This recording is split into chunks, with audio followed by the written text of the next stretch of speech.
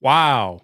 Yeah, that was fun. Of course, right before you're supposed to go live, the damn camera wants to like deposition itself, and yeah, that's always cool. That's great. But we're here, we're live. Hopefully it stays in place for now. Whatever. If it all right, probably should mute myself. There we go.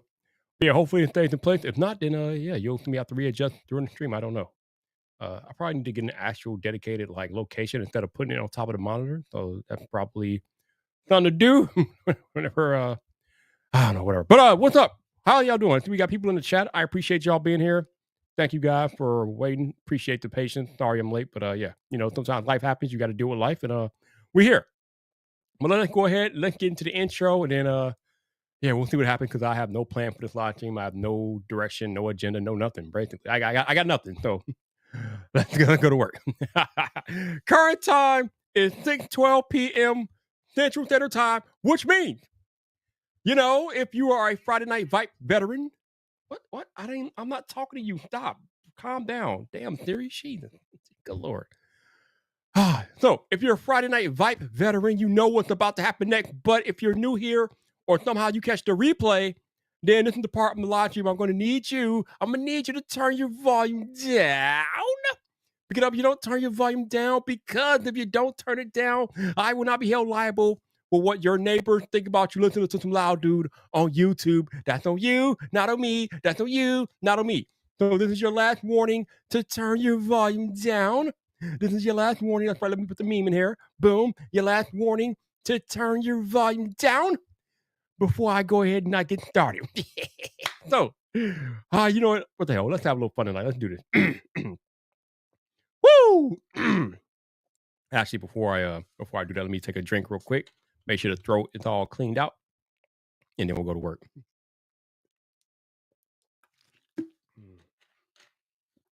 All right. Let's go.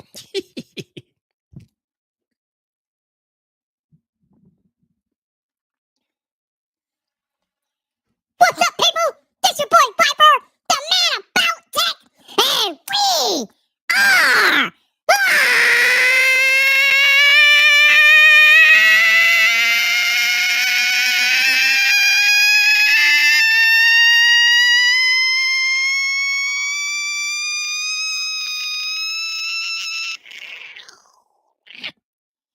Welcome to Friday Night Fight, baby!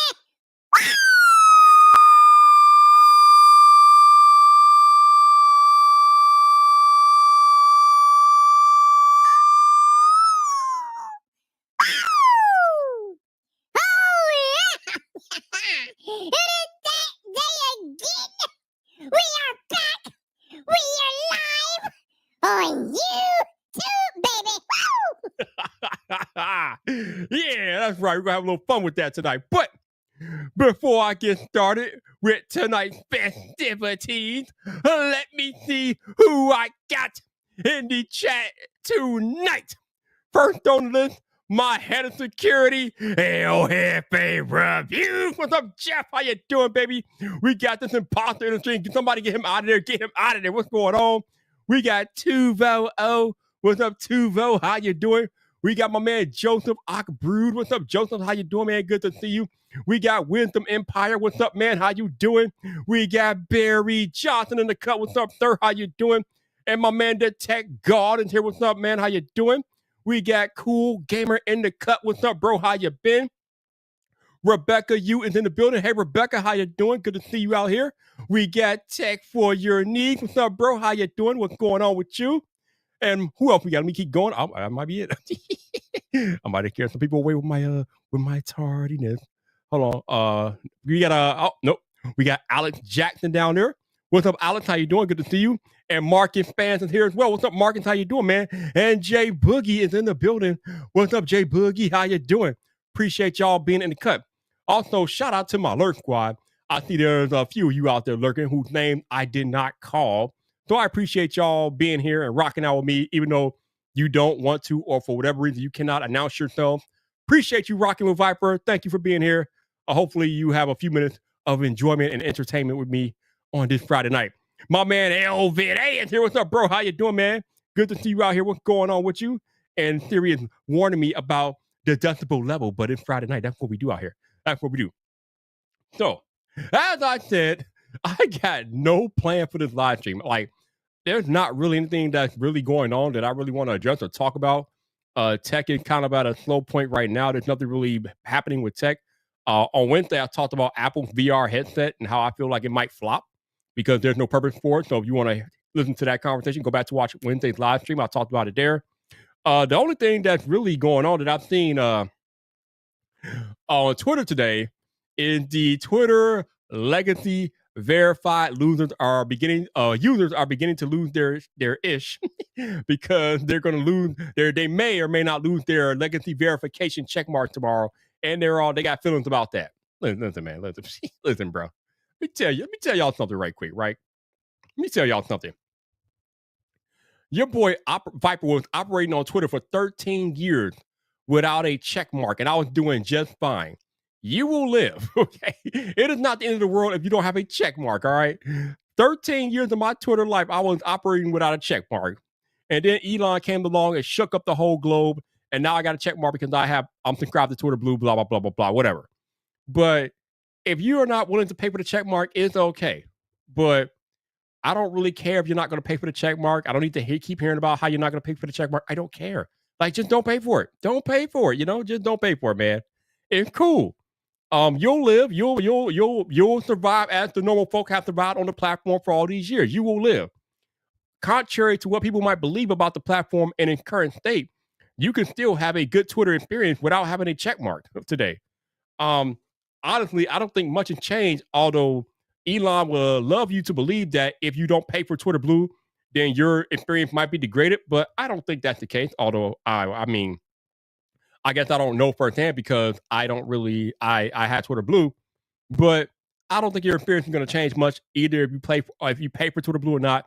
I don't think much is going to change. Obviously, you won't have access to some of the features like editing tweets and writing longer tweets. But if we're being completely honest here, I don't need y'all to be writing whole articles and blogs on Twitter anyway. Even though I know I've been guilty a couple of times of going over the 240 character limit myself, but I don't need y'all to be writing blogs, okay? I try to avoid it too, because when the tweet says show more, I ain't really interested. I mean, I may every now and then I might click on it if it's a good read up to the point where it says show more. But I'm not really trying to read tweets that say show more, bro. Twitter is meant to be quick. It's meant to be quick bites. There's a reason why the character limit was 180 characters at the beginning, or 140, whatever, and then they increased it to 240. It's meant to be quick, digestible bites on Twitter. It's not meant for you to go over there and write a novel or a blog or whatever. But obviously, things have to evolve. Although I do find it interesting that with video, we're trying to promote more and more short form content, but Twitter is trying to promote longer content. Even videos on Twitter now are longer than the 2 minutes that they previously had as a limit. So before Twitter Blue, you were limited to have 2 minute videos. I'm thinking they were like 2 minutes and 30 seconds was the length of a video that you can have on Twitter. But now if you're a Twitter Blue subscriber, you have up to 10 minutes or whatever to make a video and put a 10-minute video on Twitter. So while everybody else is trying to shorten their content, Twitter is trying to lengthen their content, which I find interesting. Now, will this work out for Twitter? Will this work to Twitter's benefit? I don't know. It's hard to say. Again, the perception, and I talk about this a lot as it relates to social media platforms, but perception is everything. And the perception of Twitter is that you go there for quick hits, quick news, things that you can read in like 30 seconds and you're done. Nobody besides myself, anyway, I don't think, spends a lot of time on Twitter.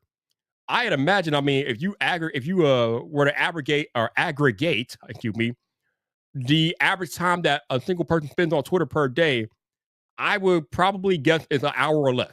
If you aggregate their entire like Twitter sessions into 1 day on average, probably an hour or less. Not a lot of time.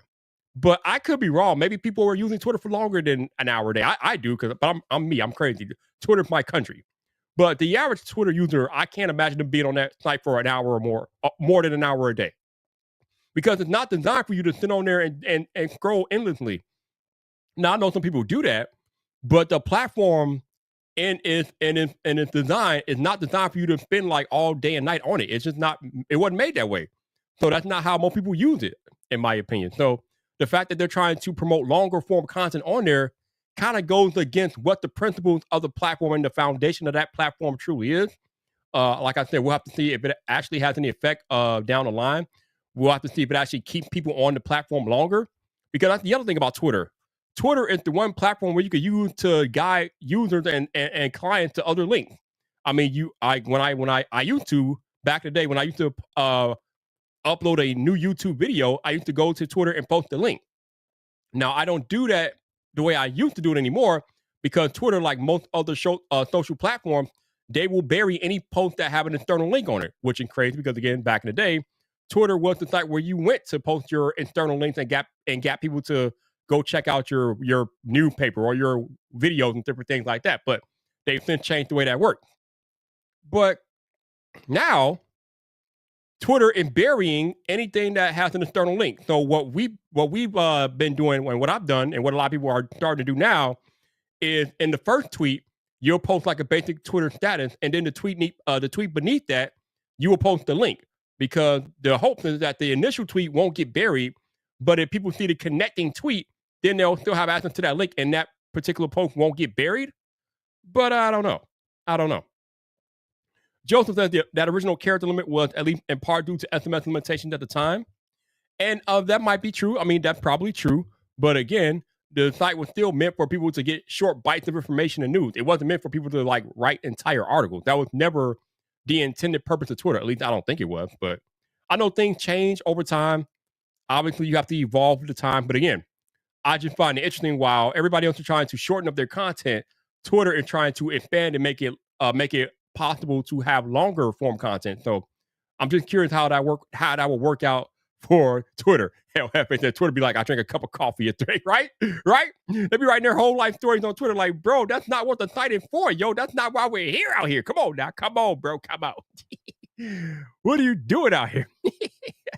504, what's up, man? How you doing, sir? Appreciate you being here, bro. What's going on with you? All right, Michael Pepper says, I stopped posting my link when I found out that nobody was finding my content that way. People were watching because they were recommended, found it, and searched or subscribed. Oh, yeah.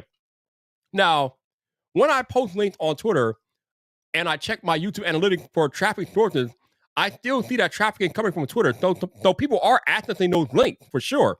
It's not as many as we would like, especially with Twitter being my biggest following. I have over 11,000 followers on Twitter, and I'm lucky if 50 of them click the link that I post when I post a new video. So it don't do a lot, but I do see that some of the traffic sources in my video views are coming from Twitter. So it does do something. But when you're talking about growing organically on YouTube, the best place to grow on YouTube is on YouTube. I mean, yeah, cool to get people to come from Facebook or Instagram or Twitter, but you're going to get your best organic growth on YouTube itself by letting YouTube put your video where it needs to be. So that's always been the best way to grow on YouTube. I don't see that changing ever. So that's just the way YouTube works.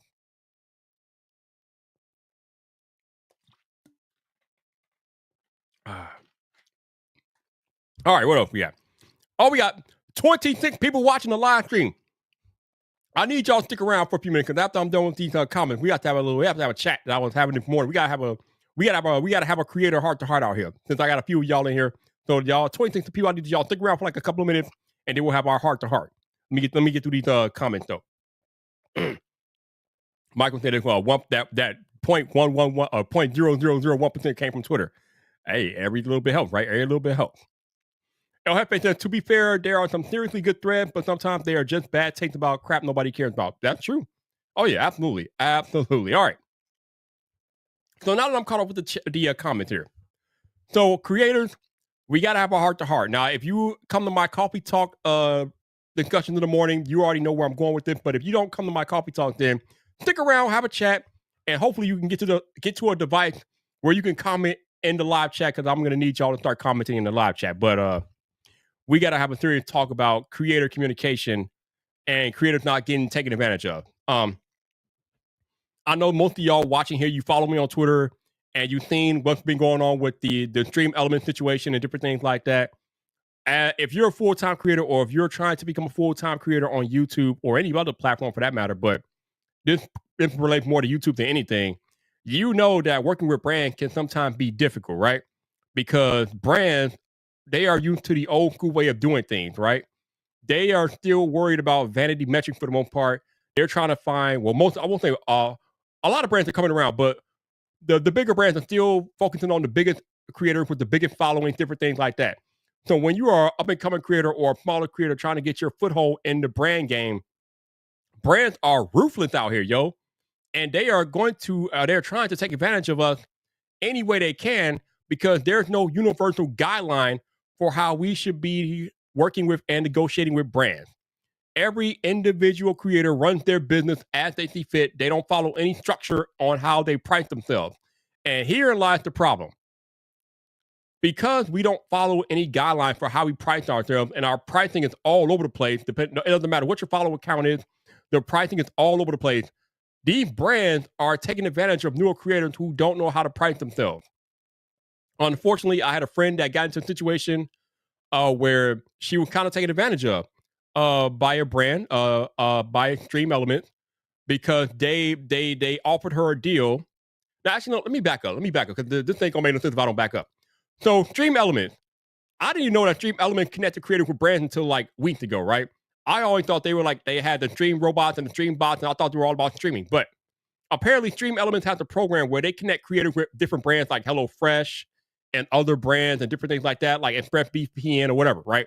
So, Stream Elements has their program. They have a program where they connect creators with brands. Cool. I have no problem with that. That is fine.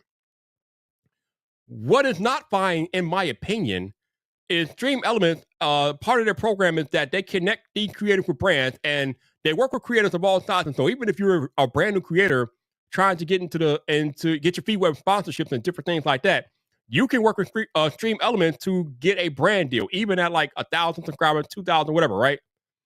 The issue for me comes when Stream Elements starts talking about how they're offering sponsorships to these creators that are just starting out.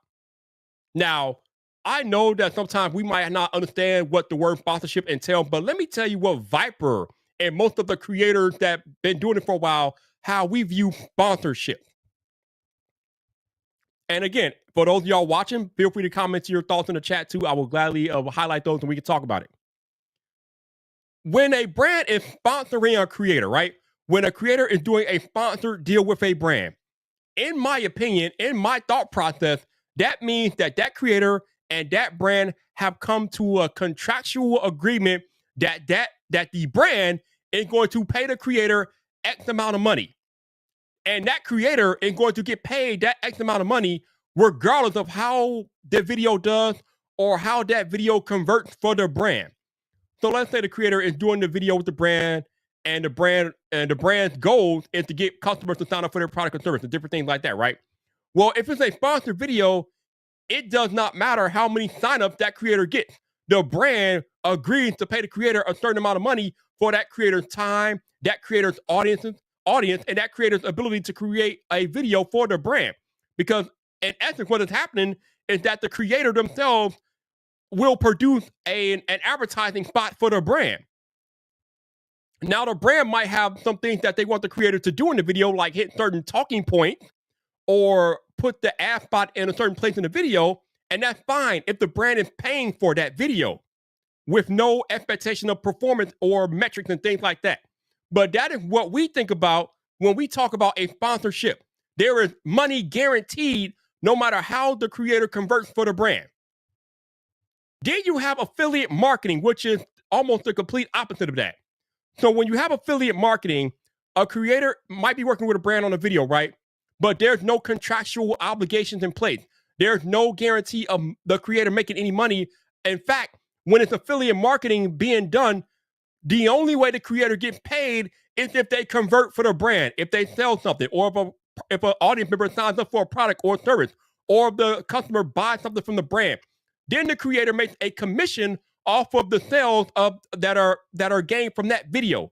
That is affiliate marketing. What that is not, it is a sponsorship. And also, when the creator is doing things in such a way that it is affiliate marketing, the brand has zero editorial control over the video and how it gets made, which means all the things that I mentioned about the sponsored video where the brand is paying you do not apply when it's affiliate marketing involved. That means the brand does not get to talk. They don't get to insert bullet points for the creator. They can't tell the creator what to say. They don't get to tell the creator where their brand integration comes in the video. They don't get to tell the creator when the video gets to have to go out. There's no deadlines. There's nothing.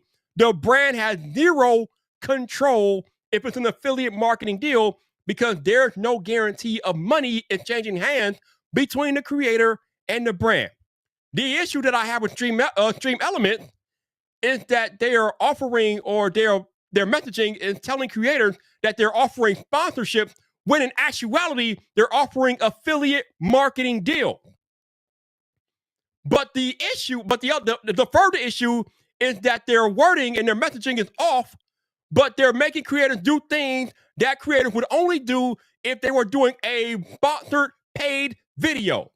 For example, my friend got into a deal with Stream Elements where she was doing affiliate marketing stuff, but having to do sponsored video, but she had to follow sponsored video guidelines for an affiliate video. What? Which means this woman was not guaranteed any money unless she converted, but the brand got editorial control over her video. The brand had to review her video. The brand told her when the video had to go out. They told her when the deadline was for the video. What? What the hell is this?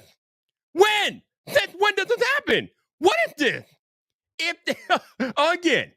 If there is no money being guaranteed to change hands, there is no way in hell any of this should have ever happened at all. And then you got my man Trenton from TechRant, who posted an email the other day showing off what he got sent from Stream Elements, and he got an email that they put out where they're promoting sponsorships, but in that email, it even says it in the writing, the creator only gets paid if you convert for the brand. I'm sorry.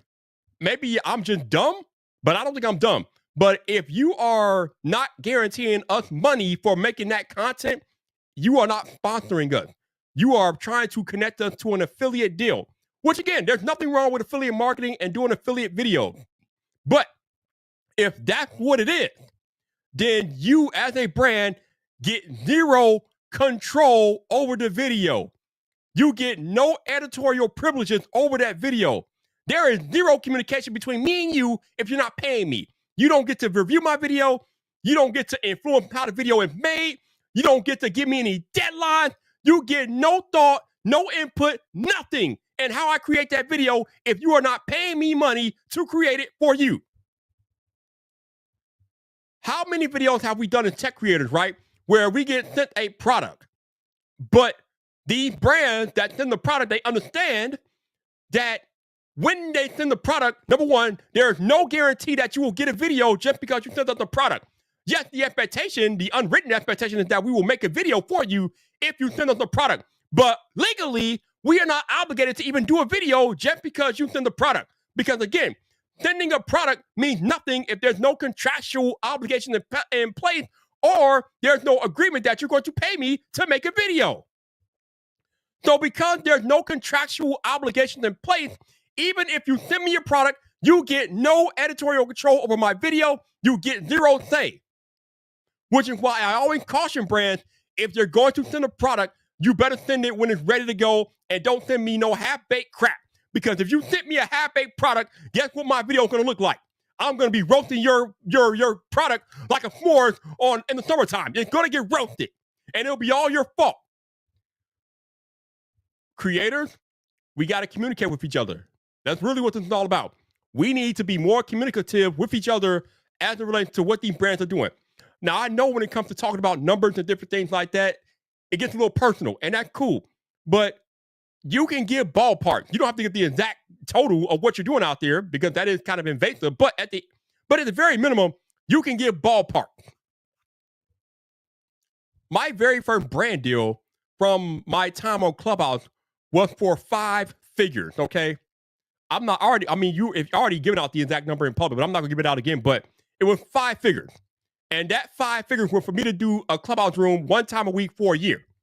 So the brand wanted me to host 1 Clubhouse room each week for a year, and they paid me 5 figures to do that. That is what we're talking about out here. So if a brand is willing to pay me 5 figures to host a clubhouse room 1 time a week for a year, bruh, if we talking about video integrations and adding stuff, oh man, that's going way up. That's a lot more work than me having a conversation in a clubhouse room for an hour or 90 minutes a week, every week. That's peanut compared to making a video and trying to put together a promotional package for a brand. It's peanut. But I feel like sometimes we are not willing to communicate the numbers and things like that because we don't want people in our business, and rightfully so. But again, we can give ballparks. Like I just gave you all a ballpark. I signed a contract for a year to host a clubhouse room that was going to pay me 5 figures. That is the type of opportunity that is out here for creators. Period. But you got these brands that will take advantage because creators don't know how to value themselves. And I know if you're a newer creator out here, if you're listening or watching this replay, you're probably like, Viper, well, how do I determine my value?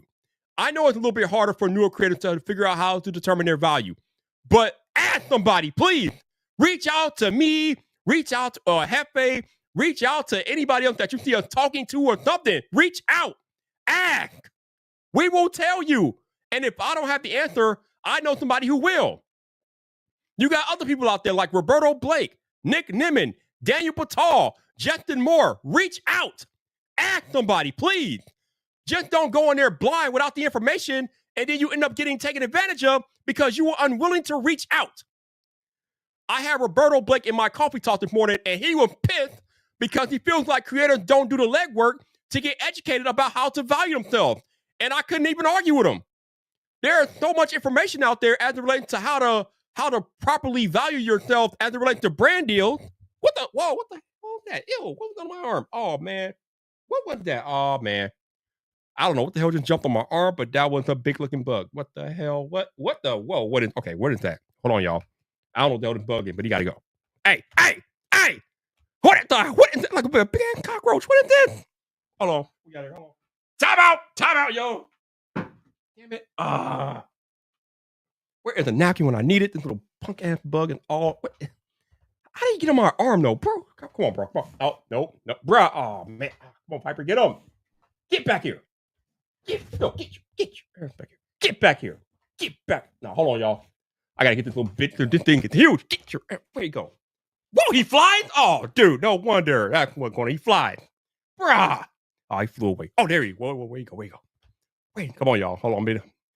This thing is huge. I need to ground this little flying ass bug. Hold on. There he is. I got him. Nope. I had him. Nope. Damn, this bitch is quick. Stop moving. Shit. All right, I think I got him. Hold on, y'all. I'll be right back.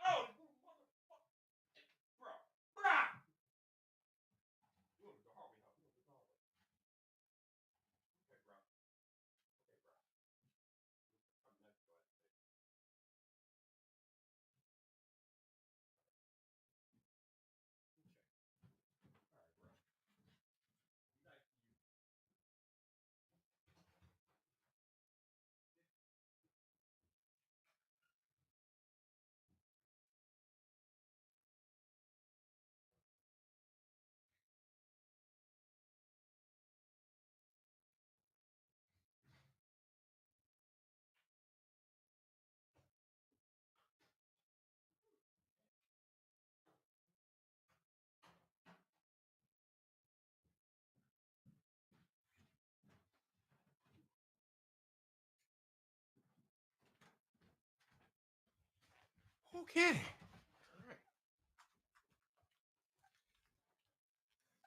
Okay, that was disrespectful. That was very disrespectful, right? Yeah. Yeah, I'm just talking and I feel something crawling on my arm and I go like, ew, this big old bug on my arm. I think it's some type of cockroach, but this thing is flying. I don't know what the hell that was. Like, what is that? So I try to avoid killing bugs if I can, so I wrap them up with some tissue and put them outside my garbage can. So if he can make it out the garbage can, feel free. But he's gone now. He's been ejected from the house. But where was I before I was so rudely interrupted, yo?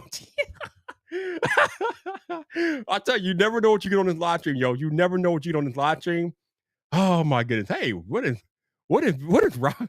Rob, what's up, man? What is Rob? We got Rob in the building. What's up, Rob? How you doing, dude? What's going on? Oh man. So where was it? Where were we, right? Oh, I was talking about creators needing to reach out when they don't know how to price themselves, right? Because again, when I started this 5 years ago, when I became a creator 5 years ago and I was uploading content, I had no idea about the business side of being a creator. I had no clue about how to value myself or price myself or how to work with brands. And I didn't know anything of that. All I knew was that I would make a video and upload it to YouTube and the rest was history. That's all I knew. But I wanted to learn more about the business side. So I started watching content from Roberto Blake, Justin Moore, Daniel Patal, and people like that. And because I watched their content, I now have a basic idea of how to conduct business as a creator. I'm not saying I'm an expert or I'm a know-it-all, but I know enough to be dangerous. But more importantly, like I said in my tweet, I know enough not to be taken advantage of when a brand comes knocking and they want to offer me pennies when I know I'm worth a lot more than that. And most of these brands can't afford Viper, yo. Because the problem is, they look at my follower count and they be like, "Oh, you ain't got no follower count, Viper. We're not gonna work with you, bro." Anybody who's been paying attention over the past 5 years understands that Viper does not play by the follower count rule, bro. I am a force in the creative space and it has zero to do with my follower count. But the brands, they look at follower count and they feel like they don't feel like I give them value because I don't have the following. But everybody who follows me and understands what I'm about in this space, they understand what force I am. So that is what that is. And the brand will learn the hard way. They will learn one day. But it is what it is, man. But the thing about it is, as creators, we have to take that responsibility to figure out how to price ourselves. No one is going to do that for you. If you're going to do this for a business, if you're going to do this with the objective of becoming a full-time content creator, then it's up to you to learn the skills that you need to learn to become a viable business creator. Because there's the creative side and then there's the business side, and you need to know both of them. If you want to grow and make money, you can't just be a creator. You have to be a creator and a business person, a businessman or businesswoman, whatever. You got to learn all this stuff. And nobody's going to do it for you and give it to you. Now, depending on how fast you grow and different things like that, if you want to outsource that to a manager or an agency, you can do that. Although they're going to ask you for money and they're going to charge you a percentage. But you can do that if you want to. But you still need to learn the basics so you don't get taken advantage of by your manager or your agency. So either way, even if you want to offload that aspect of the business to somebody else, you have to know the basics so you don't get taken advantage of out here. Because again, if you are coming in here with all bright-eyed and bushy-tailed with deer in the headlights, they will take advantage of you. They don't care. They don't care about you. They care about making money. And they will take advantage of you if you're not careful. So if you all are on here with the intent to become full-time creators or at the very minimum make some type of sustainable money, you better learn basic business 101 as a creator. Otherwise, they're going to take advantage of you left, right, and center, and you won't know what to do about it because you didn't devote the time to get basic business knowledge of how this stuff works. So I think my deal moving forward here, as me being me and as being an employee of vidIQ, is I'm going to take it upon myself to try to figure out how to get this information out to more creators so they can, at the very minimum, figure out how to value themselves. Because again, if you're out here trying to work with brands and you don't know how to value yourself, if you don't know the basic fundamentals of business, then you are in for a world of pain out here. So we got to figure that out as creators. Bruh. Like, one of the worst feelings in the world, Toriano, is when you're minding your business and you just feel something crawling on you. It is the worst feeling in the world because you like, because at that point, if you get that feeling that something's crawling on you, then it's a problem, okay? You're not supposed to feel like something's crawling on you. So when you're just minding your business and you get this feeling that something's crawling on you, it is one of the worst. It is one of the most disrespectful feelings in the world because that means some creature has entered your airspace, your personal space. I don't like that, okay? I be minding my business and then this bug came out of nowhere crawling on me, yo. No. Not doing it, man. We're not doing it out here. All right, so Love Locky says, put yourself in the brand shoes. Why would they pay you if you cannot deliver the goods? Your videos need to bring views and clicks for them to justify the expense. Yes. But again, it depends on what type of video it is and what the brand wants. Okay. The one thing that you will quickly learn as a creator about doing business on YouTube, especially, is that you cannot guarantee views. You cannot guarantee views. So why the hell would you as a creator try to negotiate with a brand with the intention of guaranteeing a set amount of views when you know that as a creator, you don't have control over that? So instead of trying to negotiate with a brand about how many views the video is going to get, you can give a brand an idea, but the more important thing is the brand needs to know who your audience is. They want to know your audience demographic, their geographic locations, what time they're on YouTube, different things like that. What other content do they watch? Things like that are more important to a brand than how many views your video is going to get, because you know all that stuff in the back end of your YouTube analytics. You can get all that information, and then the brand can take that information and make the best decision for them as far as their marketing budget goes. But trying to negotiate with a brand by guaranteeing a set amount of views is a world of pain. I wouldn't do that. There are other ways to go about doing that. And again, if a brand, here's the other thing that people may or may not tell you, right? Here's another thing that people may or may not tell you. Creators, if a brand inboxes you, if they email you, you automatically have the advantage. And you have the advantage because the brand initiated contact with you, which means at the very minimum, they've done research that they have used to identify you as a potential creator to work with. So if a brand reaches out to you in email and they want to negotiate a deal with you, you have the leverage at that point because the brand wants to work with you. That doesn't mean you go out there and make it extra difficult for them and demand this, that, and the other. That just means that when you're talking to them and trying to work things out, just remember that brand came to you. It's different when you go out and reach out to a brand cold turkey and try to initiate a deal. It's another matter entirely when the brand comes to you first, because they see something in you, which means that gives you the advantage because you know that the brand wants you. When you know you're wanted, you have the advantage because the brand wants you. They feel like they need you. But you have to know that. And yeah, that's a good point, Axel. That's another good point. Your audience is also your leverage. And I don't know if enough creators understand the value of their audience, because that is where the real value for the brand is. The brand is contacting you as a creator because they want to get in front of your audience. So as a creator, your duty is to protect your audience at all costs. So you have to, whenever you're considering or working with a brand, you need to take the needs and the things that your audience is used to. You need to take all of that into account. Because if you don't take it into account, you're not doing right by your audience.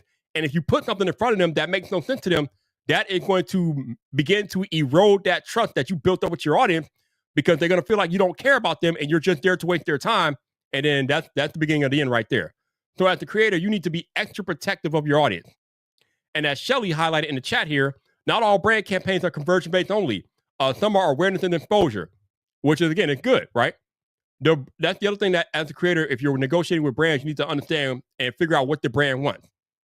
Because like Shelly said, they don't always want to convert. Sometimes they just want exposure and things like that. And that's fine. They just want your stuff they want their stuff on your social media, or they want you to make a video about something because they want to get their name out there and stuff like that. That's cool. That's fine. But you got to understand what's happening as a creator, and you got to understand what's going on and what you want. Shelly, I don't know what you're doing on this Friday night, Shelly, but if you got a few minutes to come join Viper, let me know. I would love to pass you a link. It'd be love to have like a person to bounce this stuff off of instead of just me talking into the wind. So if you got time, Shelly, let me know. If not, I'll keep going.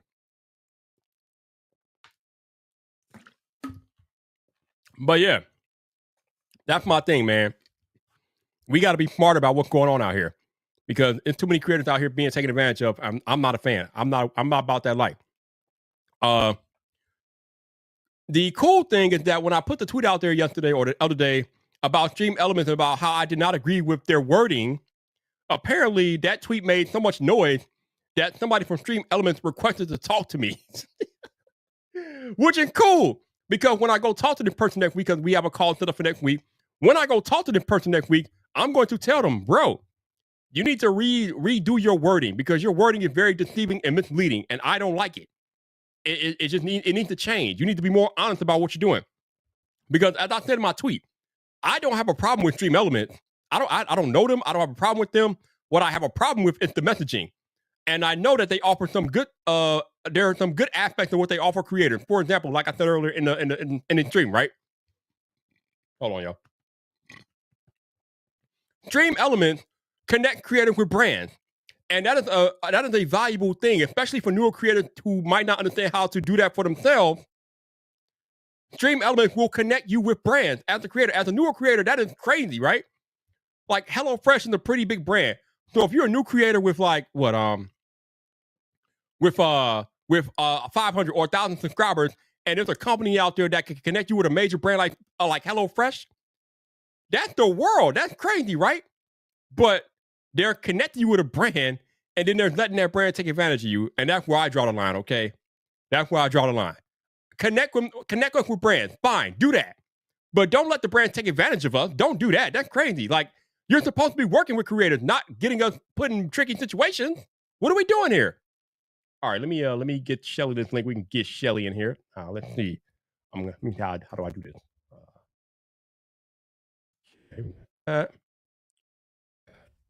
What's it? Yep. Okay, cool. Copy the link. All right. Let me find my Twitter. All right, we got him. We're gonna pass Shelly the link real quick so she can come in and chat with me. Here she is. All right, Shelly, check your Twitter DM right now, and you will have the link. But yeah, like I said, I have no issue with Stream Element. Again, I have a call with them next week we'll talk about all this stuff. Apparently, they told me about how they got a bunch of good programs that they're going to be offering creators, and they were telling me about how some of their programs are guaranteed for the creators to make money, then some programs are conversion only and different things like that. So they want to show me all of that. That's I mean, that's cool, that's fine. I have a problem with messaging. When we get on this call next Tuesday afternoon, we talk about messaging. I mean, if they want to show me extra stuff, that's fine. But my primary objective for getting on the call with them is to talk to them about their messaging because I don't agree with it. I don't want anything from them. I'm not trying to do a brand deal with nothing like that with them. Because again, they can't afford me, especially with the stuff they're doing. They ain't affording Viper. Viper not doing that. But if I can talk to them about their messaging and different things like that, then hey, we can have a conversation. But their messaging is just misleading, and I'm not a fan. So they want to get on a call with me next week. We'll get on the call. We'll talk about it. We'll see what's going on, and hopefully something good could come from it. I don't know, but if we have this call though, and I tell them what I tell them, and they continue to send these emails the way they send them, we gonna have a problem. Okay, we gonna have a problem immediately, and I might only be one creator, but I'm not just any one creator, as they learned the hard way this last week. So we gonna see what happens with this. They seem like they're cool people though, so we should be able to work it out. But if not, then hey, we'll see what happens with that too. Shit. Hey, bro, ain't no thought off my back out here, yo. But I'm not gonna let people get taken advantage of either, especially my friends. We're not doing that. Not as long as I'm alive and breathing air. We're not doing that ever. So we'll see what happens with this. We shall see out here. All right, let's see what we got going on here. Who else is in the chat here? Let's see what's going on. Let's see. Love Locky said, once I made a product review and the brand started running my videos as an ad without my permission. I've had that happen to me too. Well, actually, they didn't run it as ads. What they did was they took clips of my video and they used them on Amazon, which I didn't even know they did that until like years later. So yeah, these brands are sneaky, man. So you definitely better, if there's no agreement to pay for them to repurpose your content on other platforms, you gotta watch them, man, because these brands are sneaky and they will take advantage of whatever they can take advantage of. But we got a beast in the cut here, so let's bring in the lady that saved the day, Shelly. Hello, man. Hey, How are you doing? What's up? Good to see you. How you doing? I'm doing all right, man. Nice to see you. Nice to see you too. It's been a while. I'm glad you have time. So thank you. Yeah, of course. I was just sitting here doing some editing, and I was like, you know what? Yeah, got some time. I appreciate you. So I was talking about this thing that happened I don't know if you've been caught up on everything that's been happening on Twitter over the past like 48 hours, but I was talking about this whole Stream Element situation. Oh yeah, I saw it. Yeah, they like Trending put out the tweet about how they were offering a sponsorship even though it wasn't, and I'm like, this is not a sponsorship, and apparently that tweet made enough noise to where now they want to talk to me one-on-one and all that stuff. But I'm my glad. thing is, I'm glad. yeah, my thing is, again, I don't have an issue with Stream Elements. I have an issue with the messaging. I do. If they're allowing that on their platform, then Talk about it. Let's go talk about it. Let's see what you got to say. What you got? no, I just think it's bullshit if they're going to sit there and have their model be based on that and then have to be called out from people to explain what should be kind of obvious or is obvious to people who've been in it longer but is unclear for people who are starting out. That's just shady. And especially like when I saw like the stuff like, oh yeah, I have to give them creative control. I'm like, oh no. If they're not paying for nothing, they're not paying for nothing. Anything. They don't get any creative control. And even back in the day, like I even had a canned response, even when brands would send me stuff and I would be like, you're more than welcome to send it to me. There's no guarantee it's going to be in a video. So if you are requiring a video, I can't guarantee that. And if that means you don't send it, fine, don't send it. But like I was very clear in the very beginning, like it's like also, and I might have even been, imagine this, too nice, where I could be like, I hate your product. In fact, I reached out to some people and I'm like, your product is crap. I don't like it. And if you want, I will make a video, but I will say that I hate your product and it's crap and encourage people not to buy it, the original de-influencer. And they were like, you know what? It's fine. Just keep it. And I'm like, I don't want it. I can send it back to you. And they're like, it's fine. Just keep it. And I never made that video. I was very, very clear with them because I was like, I have to try it. I have to test it. I have to say like the truth on it. And once they heard my truth, they didn't like it. So they just chose to write that one off. Yeah, I had a weird situation happen to me last year where I had a brand reach out to me and they wanted me to promote something on Twitter, right? Mm-hmm. They wanted me to promote something on Twitter. So I'm like, okay, are you going to send me the product? They're like, no, we're not going to send you the product. We just want you to put out a tweet about it. And I'm like, bro, I am not going to promote anything that I have not used. So why? Yeah. Like, so the conversation's already over with. So that conversation ended abruptly. I was just responding to someone. I don't know. Oh, it says can't post comments to Facebook. Oh, anyways. So I put like my general title just because I was like, oh, that's new. So I was like Snackmaster / general like badass, but it just says Snackmaster / B. But just so you know what it is, it's badass. But with an @ sign because I'm trying to keep it clean. Okay, that's new because normally when I send out a link to somebody, I'm the one who's supposed to come up with their name and things like that. So you could come up with your own name on here. Okay. Oh, and it asked me to fill it in. Yeah. Oh, well, they must have changed that then. Okay. Yeah. And I think is that Brian B out there? What's up, Brian? How you doing, man? Wow, we got everybody now. Snackmaster B though, I kind of like it. Snackmaster B. Hey, keep it up. I'm not mad about it. It's a happy accident. Happy little trees. Happy. That's right, Brian. You got to protect your integrity. Absolutely. Yeah. And it goes back to being true with your audience, right? As a creator, our number one obligation, in my opinion anyway, is to our audience. If we are doing something that is going to bring harm to our audience, then that's just not good. That's messed stuff up. So we can't do that. Oh, I've told my audience so many times, like on a live stream, I was like, if you ever see me hawking like some sort of Amazon Audible deal, you know that I have like completely sold out because like I cannot tell you, like every year, like as an anniversary, I'm always like, don't forget, hook up your library card to Libby so you can get audiobooks for free. Or like, I'm always like, get these audiobooks for free. And so I know if they were like an Audible sponsorship, really, I'd be like, I just completely lost it off the plot. Just lost it. Yeah, I hope that he loves Audible. And again, that's cool. If you use Audible and you rock with it, if you use it and love it, yeah, great. By all means, do what you gotta do with that. I just like the free 99 version of Libby. And I don't mind sometimes, putting my name on the list for a hold for a book or something because I hardly ever listen to them in enough time anyway. But yeah, I've been a Libby girl for like multiple years. And so people know me would know that I would never just be out there being like, do Audible. But if you use and love Audible, then that's a thing that people would trust and recommend. Just people would know that I would never. Right.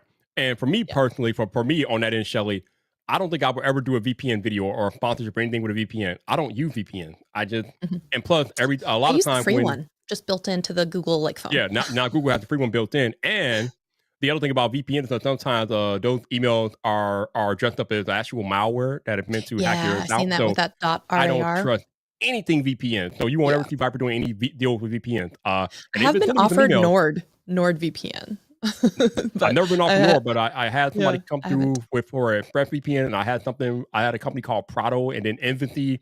I've never even heard of these companies, but apparently they're VPN companies. But yeah, Not Viper. No, thank you.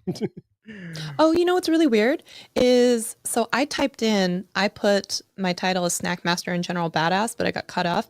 But in the chat, it says that Vipe Live put that, not me. Yeah, that's one of the Interesting. bugs. So Yeah, you know what that means? I am gonna go buck wild and Yep. start just typing in all this stuff and be like, Viper, that's rude. Why would you do that? Yeah, that's Someone take his keyboard Rebecca. away. Rebecca, if you're still here, why have that not been fixed yet, Rebecca? You about to get us in trouble, Rebecca. What you doing out here? Come on, Rebecca, we gotta fix this, yo. That is like dangerous because you get a panel on here and all of a sudden it's like Right? Vibe after dark tweets over here. Right, And like right. I'm like, Terrible. I don't Like, know trying to- who was doing that. Trying to get me caught up out here, yo. I'm not having it, yeah. no. You gotta Like, fix why that, are we Rebecca. saying Let's that go. about her? Right. Jeez. we need to fix that.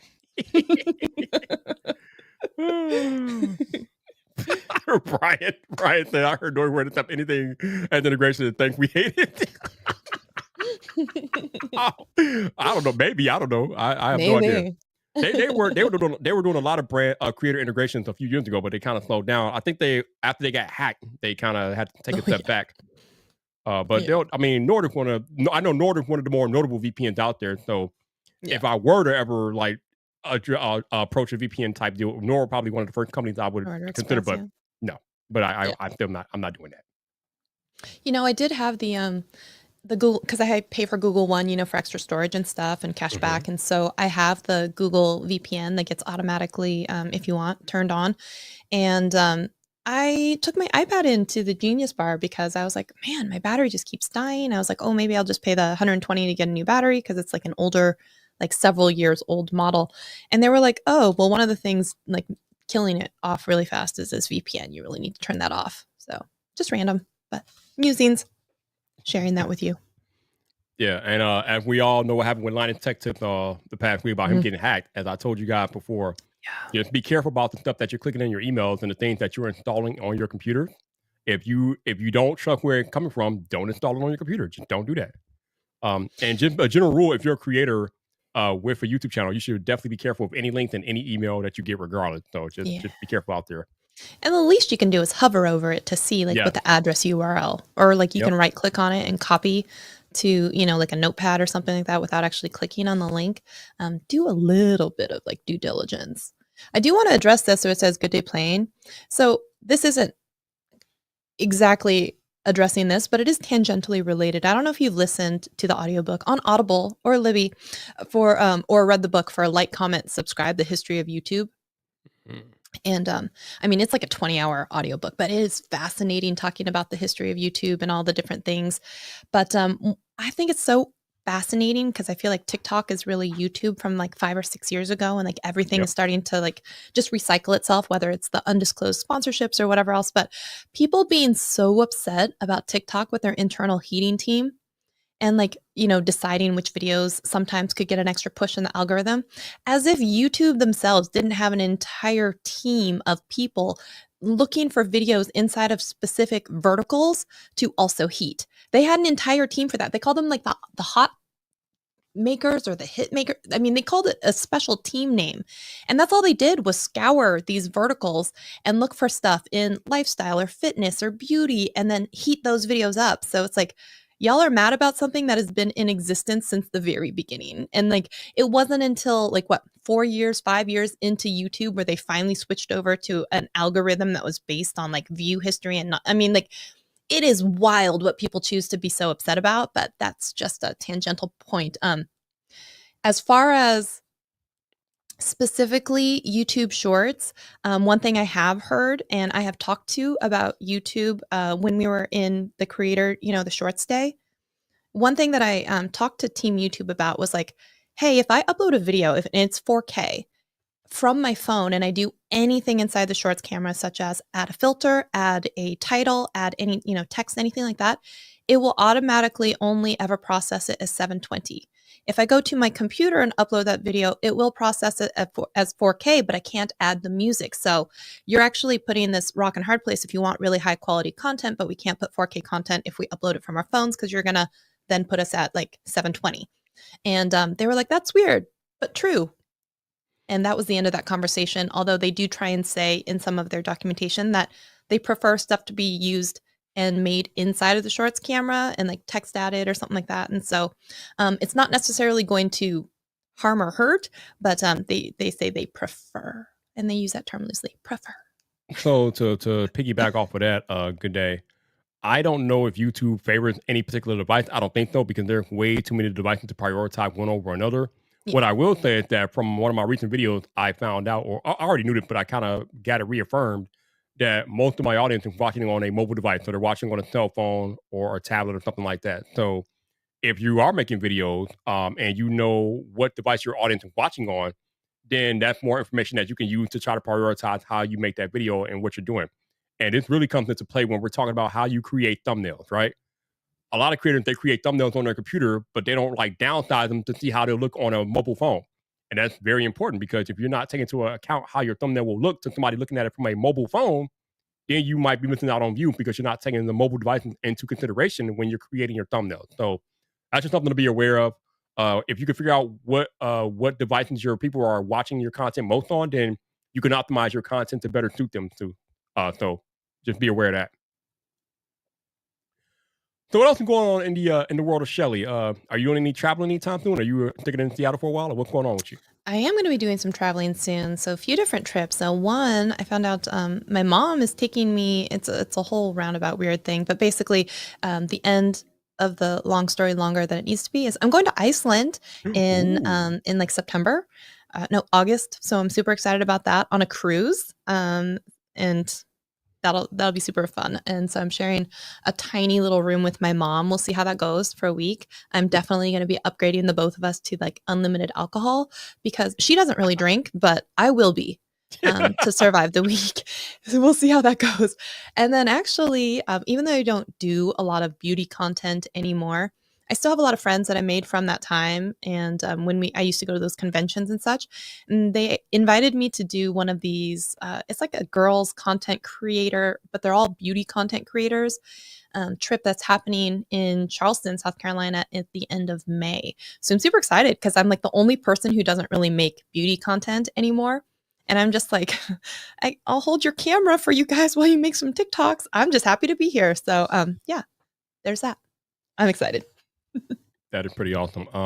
Unless something crazy happens between now and October, the next time I'll be traveling into Dallas for a Vid Summit in For October. Vid Summit, yeah. Yeah. Are I'll be you going to Vid doing Summit that this year? too. So yeah, I'll be Yeah. there. I bought my Right. ticket last year, you know. Oh, Yes. nice. But yeah. I mean, it's funny because I don't travel much. I mean, the only time I travel now is for work, and that's usually like twice a year, if that. But last year, some strange stuff happened, and I ended up traveling like 4 or 5 times last year because of You things had that so just many came up. conferences and things you were going to. No, I mean, I only went to 2 Right? conferences last year. That's a But lot then, though. well, I mean, but not really. I mean, there's so many conferences that happen throughout the year that I only get to 2 of them. But the YouTube event came up last year, so YouTube flew me out. They flew us out because you were there too. They flew us out to LA for that, so that was cool. That was crazy. That That was so was much crazy. fun. That Yeah. was. And then I didn't realize that Google was gonna fly me out to New York for the Pixel Summit, so that was pretty cool. So That is awesome. that was some unexpected travel I had last year. But I would love to be on Team Pixel or Sony Alpha Camp or all these things. I'm like, please notice me, but no, they yeah, do you not. know, it's funny because they kind of kept the whole camera camp thing on the low. I only found out because I knew somebody that was going, and they told me that hey, maybe you should DM Justine and see if she give me an invite. But I didn't Does DM her. she run it? Yeah, that's her thing. That's her baby. Her and I Sony. didn't Yeah. know that was her event. Yes. I thought it was Sony's event, and okay, I No, didn't know it was her event. that is their event. That makes it so much more badass and makes me want to go even more Mhm. because I freaking love her, and I just love Oh yeah. that she always just keeps trudging along and doing the stuff and doing the and the reviews and like I love that. I love it. Yeah. Oh yeah. I just think it's amazing. The reason why I didn't want to reach out and ask though because it was a few days after I got back from San Diego because I went to social media marketing world this year, and I'm like, I don't really want to travel that soon after getting back from San Diego. So I'm like, yeah, I'll go another time if I can. So I'm like, yeah, I'm cool. Plus, I'm not really invited because you're only the bigger creators who really get invited to that. So what I look like showing up to the camera cam? I'm like the little dude, and all these bigger creators, they're like, I don't know.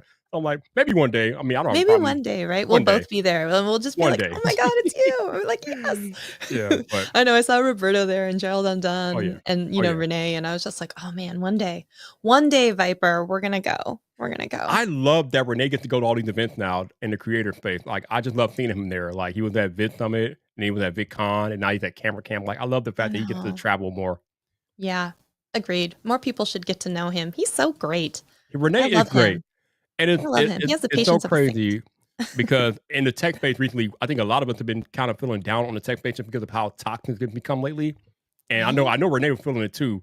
So when he got the opportunity to become the YouTube liaison, I mean, he probably jumped over it and things like that. And he just thinks so much happier now that he's not doing the whole tech rat race that he used to, and he's out there helping creators. So I'm so happy for him because, like I told him when I found out that he was going to be new YouTube liaison, I'm like, this is the single best decision YouTube has ever made. I know. I don't think they could have picked a better person, No. because really you have to have so much patience. You have to have a lot of knowledge. You have to have excellent verbal and written communication skills.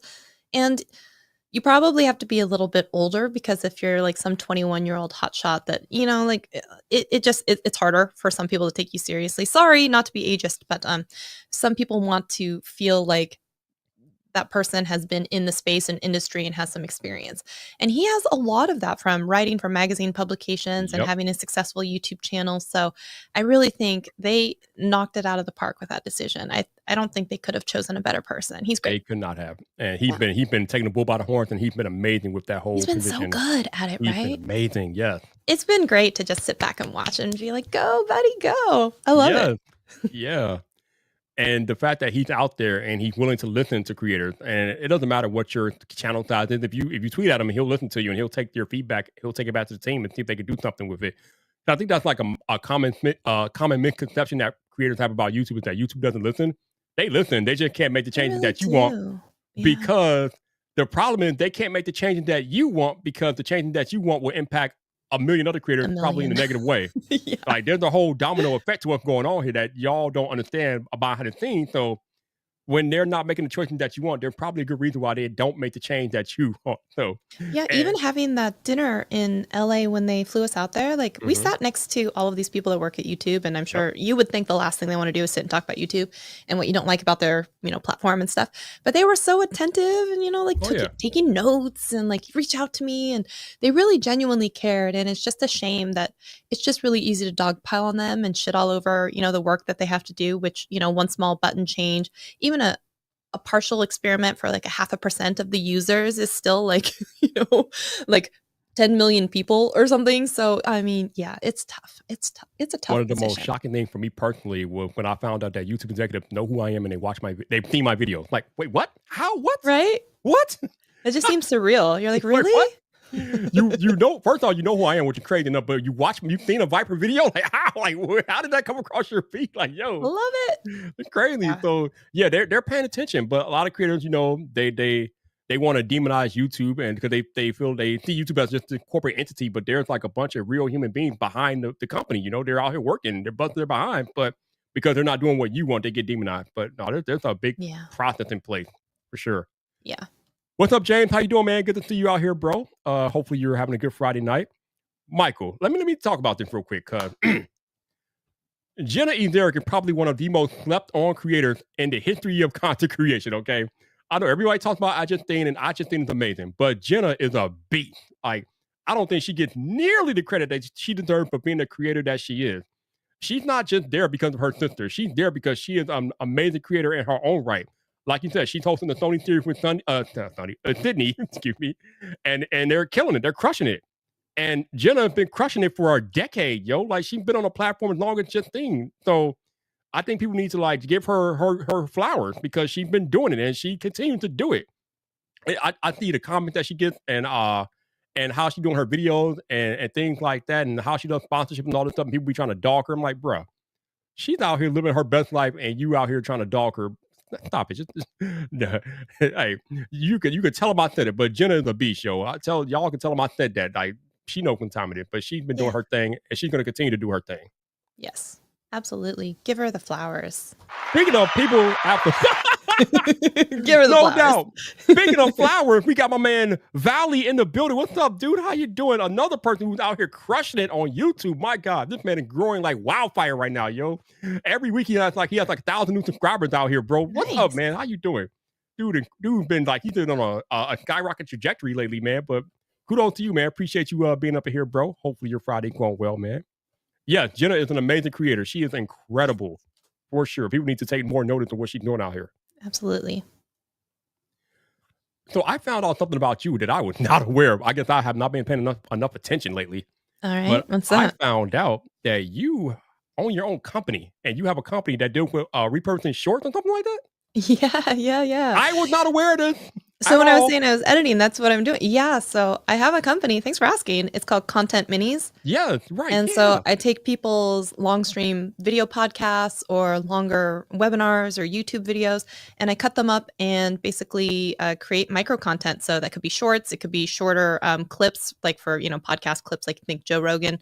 It could be standalone YouTube videos or carousels for Instagram or LinkedIn or whatever else it is. It's just basically creating content from people's existing content. It's a video chop shop, basically.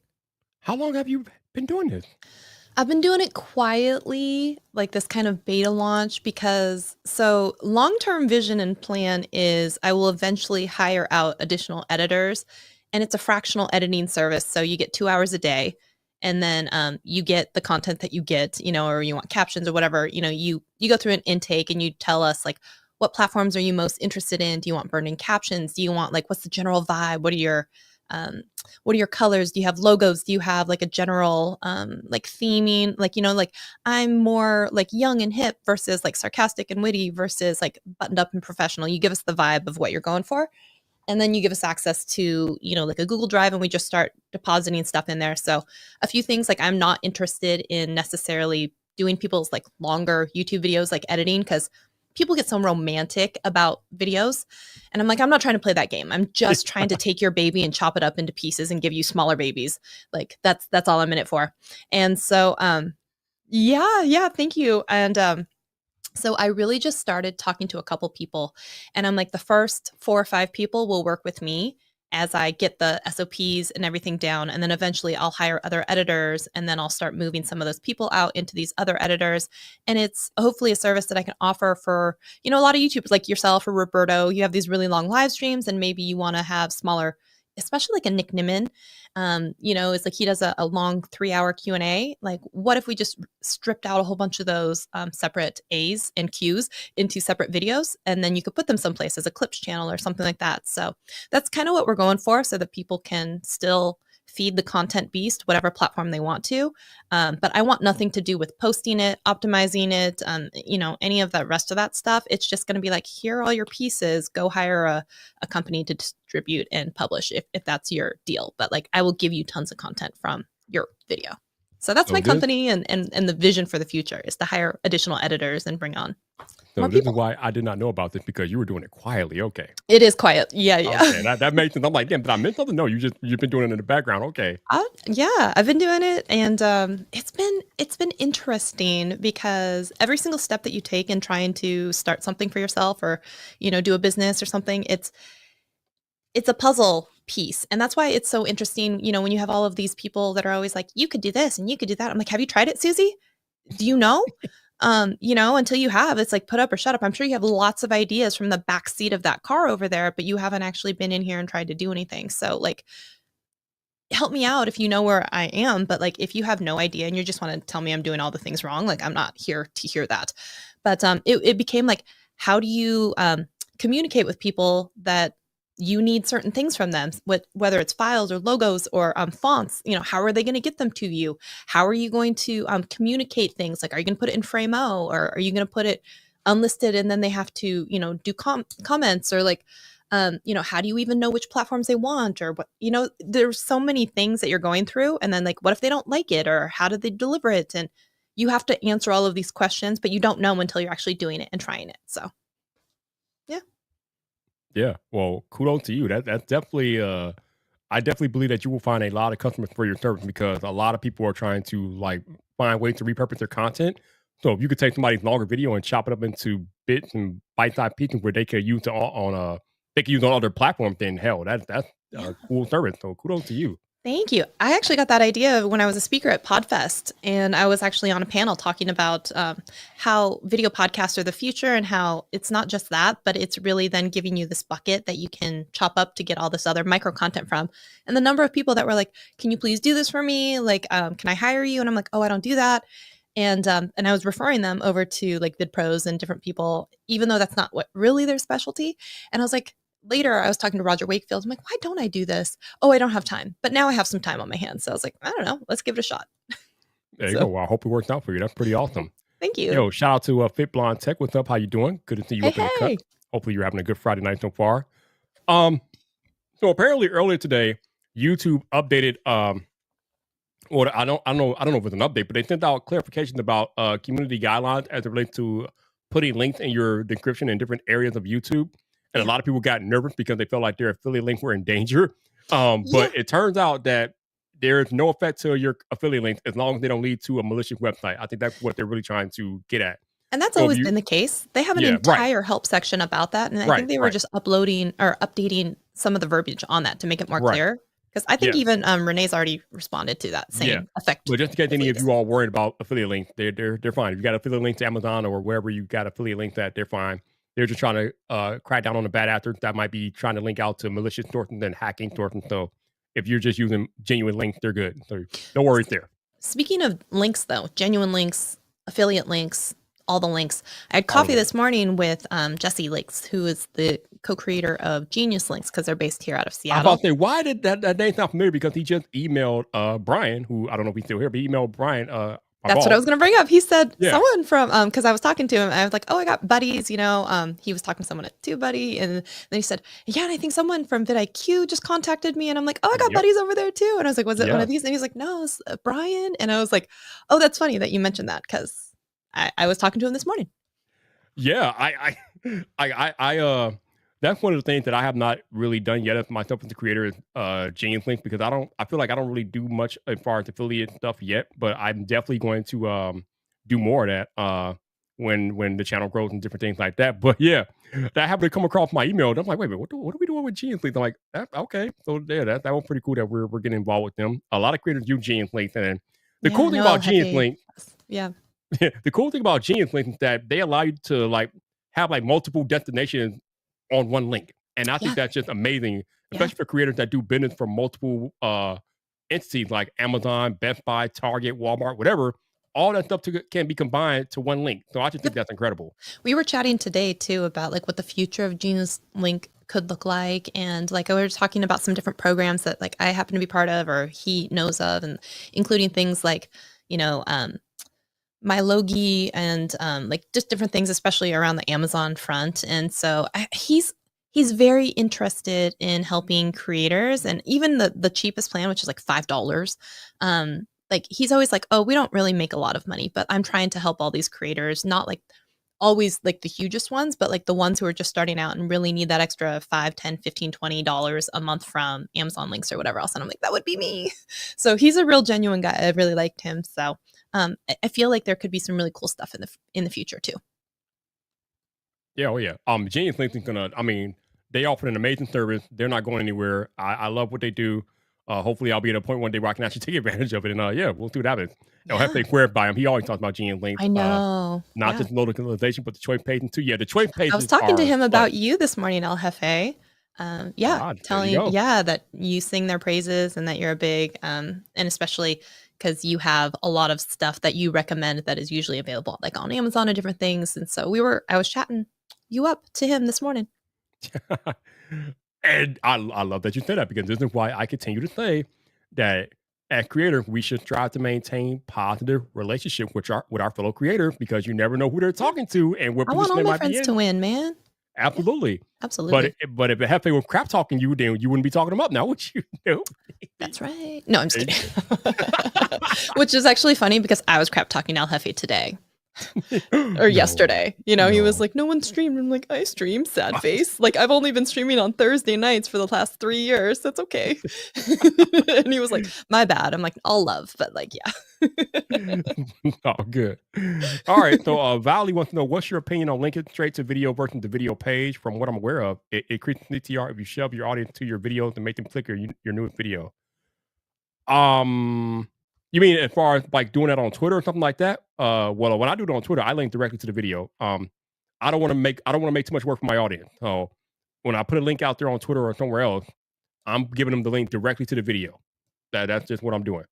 Now, maybe it might be better if I link them to the video page, but like if it requires them to do an extra step, then I feel like that's too much for me. So I want them to get straight to the video.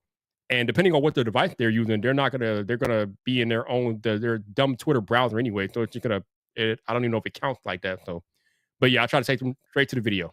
That's what I do. So, yeah.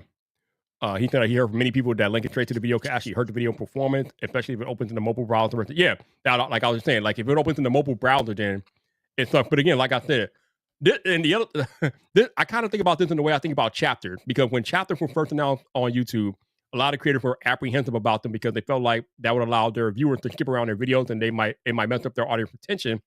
And I felt that way too for a quick second. But at the same time, you have to realize that chapters make it easier for your audience to find what they need.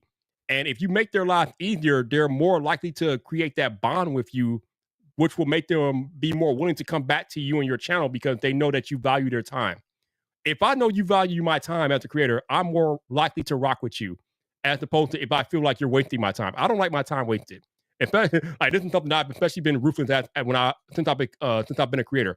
I am very valuable and religious about my time. So anybody that I feel like is valuing my time, I'm going to rock with you. So I'm going to implement chapters in my longer videos so I can save my viewers time. I'm going to link them directly to the video. I mean, one, would you rather have 20% retention on a video or no video view at all?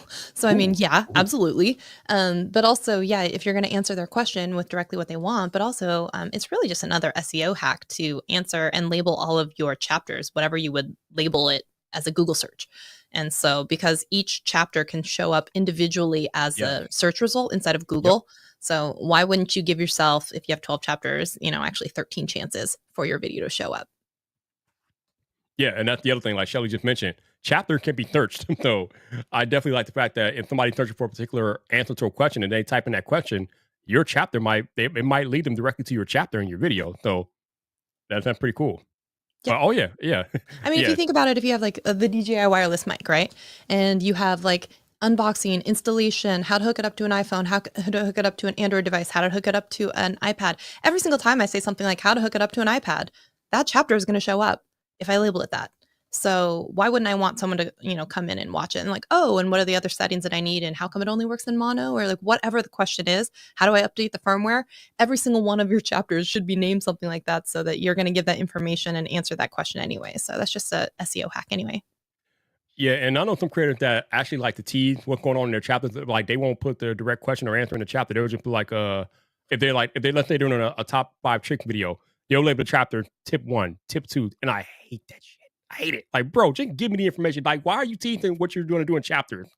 Because, like Shelly said, if I just want to know a particular tip, then I want to be able to go straight to that tip. Again, it's about valuing the viewer. Again, and this is the thing about creators: they prioritize themselves over the viewer and wonder why they don't grow. Obviously, that's not a problem for Valley, but I'm just saying, like, for most creators, like, if you do things like try to do things that favor you and not the viewer, then you're operating at a disadvantage. So, just the way I think about it. Yeah. But yeah. So what else is going on here? So you got any big plan for the weekend? You got anything going on? Oh, we have a dance performance tomorrow at something called Emerald City Hoedown, which is a big dance convention / thing. And we've been dancing there for multiple years since way before I joined the team. So we have a performance tomorrow. So that's exciting. And so that's probably the big thing. That's what's up. Trenton, the troublemaker, is here. What's up, bro? How you doing, man? What's up, Good buddy? to see you out here. What's Good going to see on? you. Like, that is amazing that you've had all that growth and you haven't even been on YouTube a year. But yes, You definitely have some more stuff to learn. Like truth be told, YouTube will teach you something every day. YouTube is a whole like religion by itself. Well, and every time you learn it, they just change it. That too. So I mean, everything with yep. YouTube Shorts. Like, I have all of these videos on YouTube Shorts, and then they changed everything about it anyway, especially like music. So I'm like, none of that stuff is relevant anymore. So we're gonna make an updated one. So yeah. It's so funny that's true. Like I think Daniel Patal had posted a Twitter about a video that had like low retention, but the video had like 1 million views and something like that. So yeah, it's funny. They say we have to like maximize our retention, but some of the lower retention videos have the highest number of views. But that's YouTube. Nobody understands the YouTube code, yo. Like you think you have an understanding, but like Shelly said, just when you think you have the answer, they change the question, yo. Yeah. Crazy out here. Always. It's always that way. That's YouTube for you. Yeah. All right. Michael Pepper says labeling the tip also allows you to do multiple tip videos and people won't think it's the same video with a new device. There you go. Yeah. There you go. And I know, if right? you think about it too, it could be alternative titles you almost wanted to go with for that video sometimes. Ooh, for it. yeah. I mean, label it that chapter anyway. Okay. I got a question for you. And maybe this might be different for you since you are a business owner now, but I'm curious to get your thoughts. I was a business owner before. I mean, I still do my own coaching and consultation stuff anyway under Shelly Saves the Day. That's right. But I'll ask you anyway. Okay. What site is most valuable to you outside of YouTube? What site?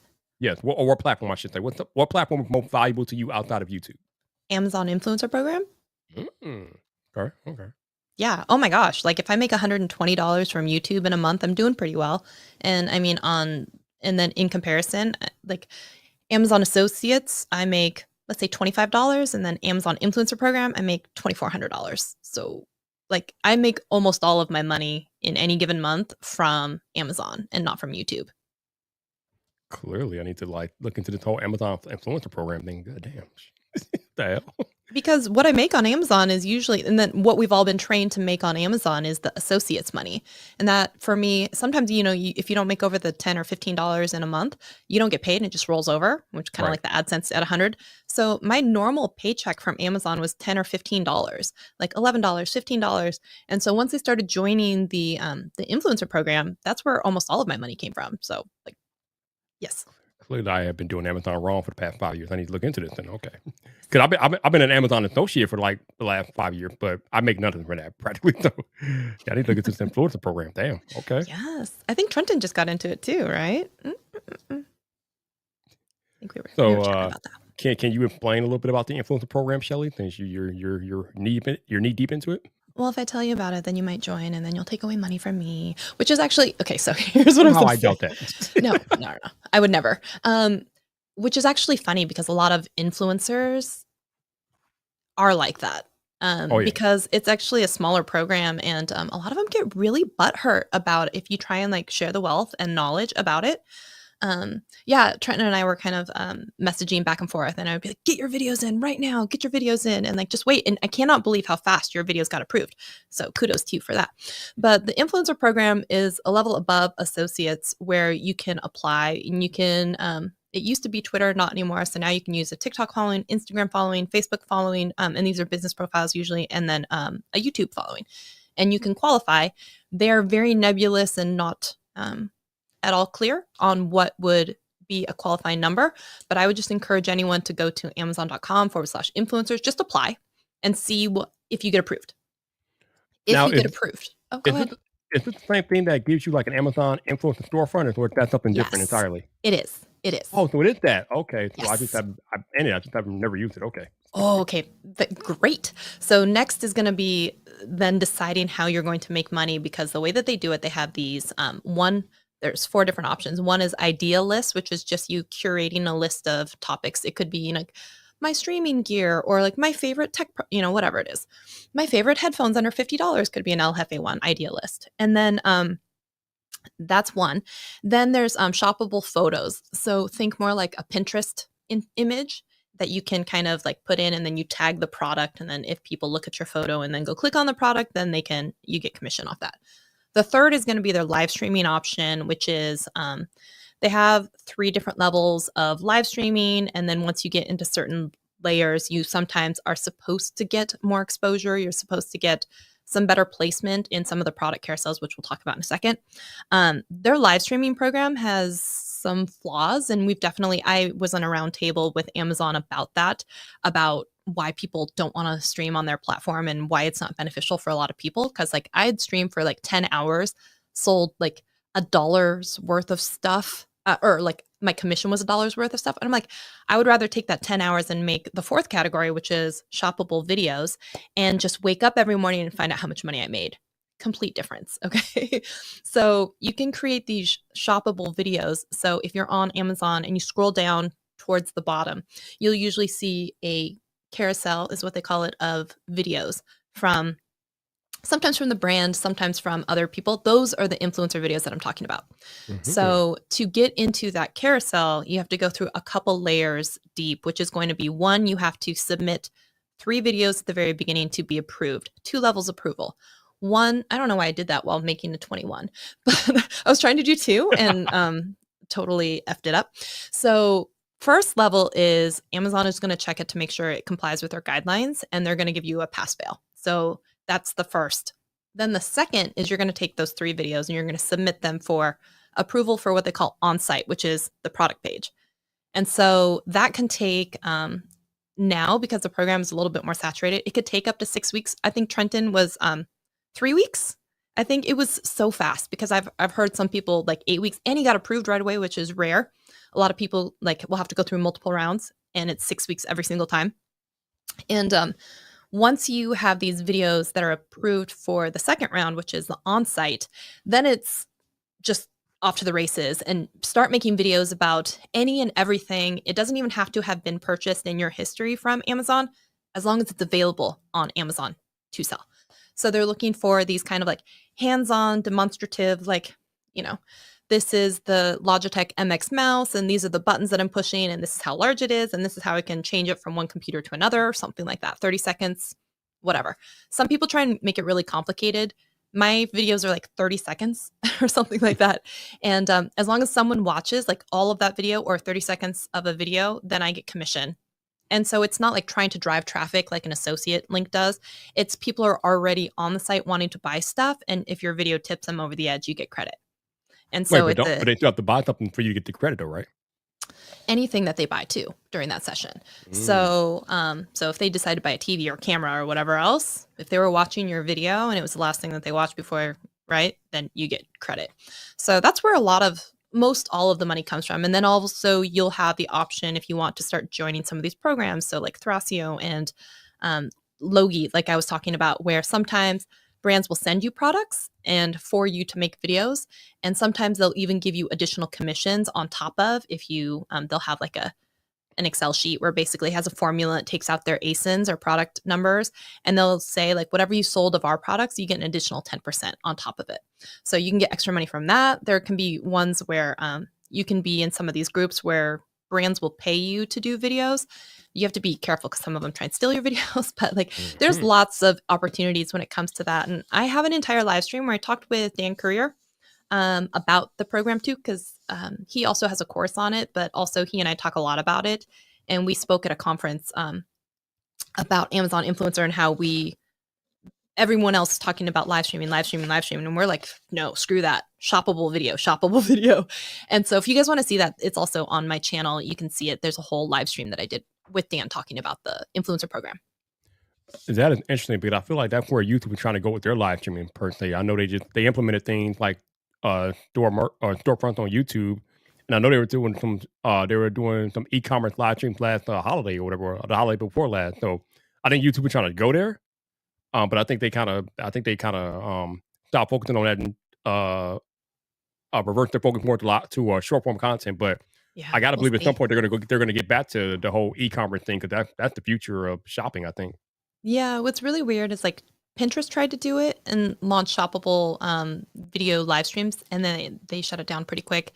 And so some of these other platforms have been trying to break into it, but no one has done as well yet as Amazon, and even they're struggling with some stuff. So, yeah, we'll see. We'll see how that goes. But right now, I am a big proponent because even a lot of the people who I've been talking to that have been doing really well with live, their numbers have been dwindling and just like plummeting. And so I'm just like, yep, get on the shoppable video train, man. It's the best one.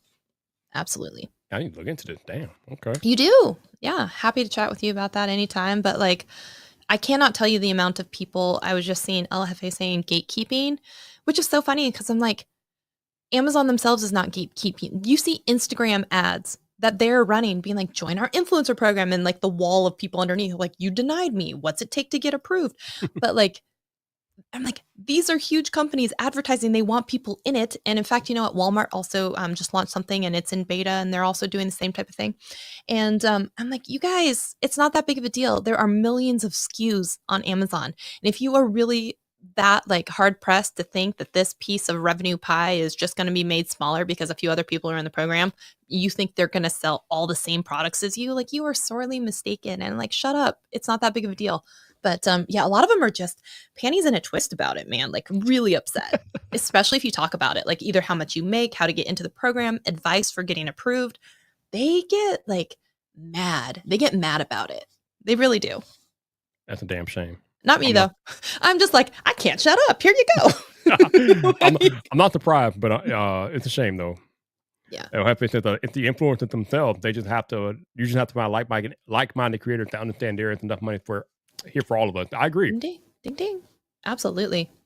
Yeah, and like, I know that Trenton like reached out to me and his, was talking about Amazon influencer program. I'm like, absolutely, whatever I can do to help. It's like, hey, you want me to watch your video before you submit it? And he didn't even think, he just did it. But I was just like, I have no qualms with that. Like, I don't understand why the gatekeeping is necessary, because it is not. I'm not about that. I think some creators have the wrong mindset about it. I think that's really what it is. They feel like it's me against them, and it's not really like that. Like I was talking about this morning. There is enough pie for all of us out there. The pie is huge. I always say that success pie. Yeah. You're talking about a multi-billion dollar industry that we're in. There's more than enough money to go around. Like, you ain't got to be trying to gatekeep. That's crazy. Mm-hmm. Mm-hmm. And Shelly's the best, because if it wasn't for Shelly, I would have never ended up on Clubhouse, y'all. And y'all know that story. Yeah, that's true. That's true. I think my little picture's still on the bottom of your profile, right? Yep, it is. Referred by. Yep. Shelly is the Even though I haven't been on that thing in like a year. Like, I had no idea that my being on that platform would completely change my life, but that was because of Shelly. So shout out to Shelly. Shelly's awesome. Yeah. So awesome. So awesome. Yeah, trend is crazy. People gatekeep out of fear or pride. Like, what are you afraid of? like, you're not making all the money. Like, it's not like you're making all the money for yourself. You're not going to become a billionaire. So what are you afraid of? Yeah, I don't get it. I don't like. I can't live like that either. I can't either. Yeah. So, Steph, we need to Amazon shoppable videos. You need to make 3 videos before you're allowed to post the video to get paid. You are in the program. That's the 3 where you get approved, and then you have to go for the secondary approval, so that double layer of approval. And then after that, then it's just pump out as many videos as you can. So, like I'm in the Amazon influencer program. So where do I go to find that part of it? The shoppable video thing. Where is that at, though? If you go to here, let me launch it. It would be like let me log in. If you were logging in there, if you have something like manage videos, there, let me pull this window over. So Amazon.com/creator hub/manage. How about that? Okay, let's see if I can ask to that. So you said Amazon.com/creator hub? Hold on. Here, let me throw this in the chat. We're throwing stuff in the chat. Yeah. Oh, as you. I forgot. Hold on.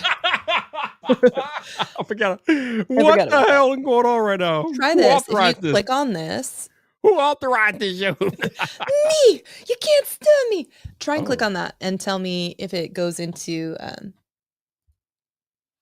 Oh, yeah, I need to make 3 videos. Okay, so yeah, I actually got to make the 3 videos. Yeah, so you have the little lock icon at the top. Yep. So as soon as you submit 3 videos and they get approved, and then it will automatically be sent for the secondary approval. And then when you get approved, the little lock will become unlocked, and you'll get a little pop-up modal at the time when you get approved. And they don't give you any notification. You just have to keep coming back and checking, and it'll pop up with a little thing that says like, congratulations, you have been approved for on-site video commissions. And that's when you know the second layer has happened, and then you're good to go. Because the way that it works is, if you don't have that secondary approval, the only place that people will see your videos is not on a product page, but if they go to your specific storefront. So that would be like Amazon.com/shop/Viper or something like that, or, or Shelly or whatever it is. That's the only place they would see it. So they would have to go to your storefront to see your video. And that's never going to be the place where you make money. It's got to be on the product page, the on-site placement. So you need that secondary layer of approval. Cool. Well, I'm definitely have to look into the making these videos. That'd be pretty cool. Especially if you're already in the Appreciate influencer program. Yeah, do it. Do it. Get those 3 videos in right Yeah, away. I'm in the influencer program, but I've done nothing. I don't have a storefront. I've done nothing with it. I mean, all I do is put the Amazon affiliate links out there, and like I said, they do nothing for me. So And you also have I need to figure access out right something. away to live streaming on their platform. So you can do it off an iOS device. You can do it through like OBS or some other RTMP in, but they're very particular. Like it has to be 720. It has to be a certain bit rate, frame rate. I told them like in the roundtable, I'm like, you guys make it stupidly hard, especially for people who aren't technologically savvy. And I'm like, it's stupid the way that you make this, because you also have a product carousel that you have to decide before you go live what you're going to talk about. And then you have to be on an iOS device if you have it on a computer or something in your RTMP streaming. So you have to have 2 devices so that you can also see comments, moderate comments, or select a different product in the carousel to be displayed. And I'm like, why do you make me play DJ over here when you're supposed to be making it Right. easy? Right? It's the most convoluted way of streaming. It's awful. And I told them it's straight up garbage and that I don't do it because also the juice is not worth the squeeze for me. I did 10 live streams and I made $1.50. I'm like, no, I don't think so. Because it takes me about Oh, hell 5 no. minutes to Yeah. make an online shoppable video, and I can make hundreds from that. Over and over again. Hundreds. Yeah.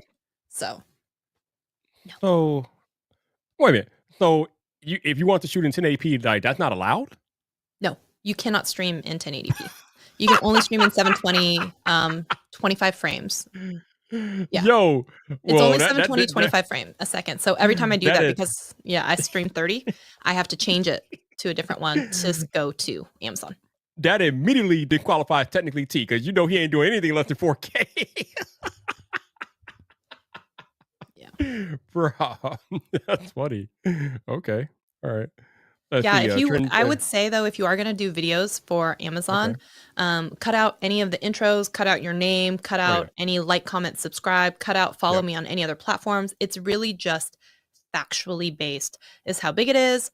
This is, the temperature it is. This is, whatever else it is. This is how I use it. And they have a lot of do's and don'ts. Like, don't give medical information. Don't badmouth other brands. Don't say you hate it. If you really, there's a whole bunch of stuff. But like the shorter you can make them, and then especially the first 3, if you can get your face in them, because I did some where they were just hands. A lot of mine are just hands, and some of those got declined. So I would say short, simple, demonstrative, factual, and with a face. Oh, they want to see the Viper face? That's not a problem. They do. I'm okay with this. And that's the beauty of being a creator right now. There are so many different opportunities to make money out there, and if it's funny because a lot of creators are so focused on getting their YouTube channel monetized, and I'm like, bro, you can make money before your channel ever gets monetized. Like, do you know how many things that are out there that for you? Come on now, like, what are you doing? For sure. But yeah, I need to look into this Amazon stuff for sure, because the Amazon affiliate programming is not doing it. Well, if you think about just like even what you're using right now, so you could talk about your camera, your microphone, your sunglasses, your hat, your headphones, the sweatshirt that you're wearing, like everything pretty much around your house, as long as you can find it on Amazon for sale, you can make a video about it. And in fact, you can also go into your Amazon purchase history and download it as a CSV file. And the nice thing about that is it gives you the specific ASIN, which is that Amazon specific item number. And then you can put that in the search bar. You can then make sure you upload videos right away to that. I mean, it's kind of stupid easy. Like how Wait. easy it is. Talk about. So you mean to tell me I can make a video about my water? Is that my hair in the right? I have a video on that. Do I y'all have know how many? Sparkly Nice because I said like I signed up for the subscribe and save, and this is my favorite flavor, and this is yeah, absolutely. I made a video on Sparkly Nice. Do you know how many times I ordered it in like a month? Like We have it on subscribe and save. We get 6 cases a month. Oh damn! Wow.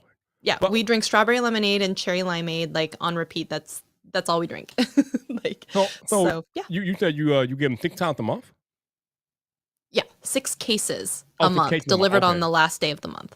Oh, okay. Yeah. So it's part of the subscribe and save. That's just one of the things that we get along with like, gum or like coffee or we have it just sent to the house. Oh man. Oh, I'm definitely gonna make a video about that water because I love that water. Yeah, me too. In fact, if you go on Amazon, you might see my video. So, yeah, Absolutely, let's go. absolutely. Everything you can think of is probably sold on Amazon, and you can make a Oh video yeah. for it.